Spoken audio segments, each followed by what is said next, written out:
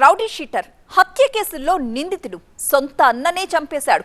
14 ఏళ్లు తప్పించుకు తిరిగిన ఆ రౌడీ షీటర్ ఎట్టకేలకు ఖాకీలకు చిక్కాడు. ఇన్నాళ్లు దొరక్కపోవడం వెనుక ట్విస్ట్ ఏంటో తెలుసా? అతను పూజారి గెటప్లో ఉండడం. ఎందరో దగుల్బాజీ బాబాలు, ఎందరో దొంగసాములు, అమాయకుల నమ్మకాలతో ఆటాడుకునే చూమంతర్గాళ్లకు కొదవే లేదు. ఆ జాబితాలో ఇదిగో ఈ కటౌట్ చేరింది. కాకపోతే ఇతని వ్యవహారం క్వైట్ డిఫరెంట్. పేరు మార్చాడు, గుండు కొట్టాడు, నకిలీ ఆధార్ సృష్టించాడు, ఏకంగా పూజారి అవతారమే ఎత్తాడు. కానీ బ్యాడ్ లక్, అంతా చేసి ఇంతా చేసి చివరాఖరకు ఖాకీలకు అడ్డంగా బుక్కయ్యాడు. ఇతని పేరు వైష్ణవ్ దాస్.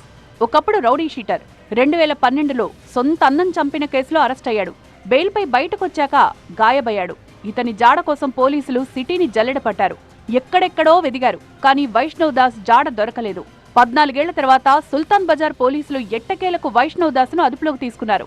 అతని వాలకం చూసి షాక్ అయ్యారు. వైష్ణవ్ దాస్ ఎక్కడికి పోలేదు, ఎంచక్కా హైదరాబాద్లోనే ఉన్నాడు. కాకపోతే ఖాకీలకు చిక్కకుండా ఖతర్నాక్ ఐడియాను అమలు చేశాడు. గుండు కొట్టించుకుని పూజారి లుక్ ఉండేలా గెటప్ మార్చేశాడు. కొత్త గెటప్తో కొత్త ఆధార్ కార్డు కూడా క్రియేట్ చేసుకున్నాడు.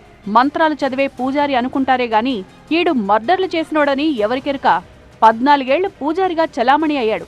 గతం గతహ, ఇక పోలీసులు తన జోలికి రాలేరనుకున్నాడు. కానీ అయ్యారే, కథ అడ్డం తిరిగింది.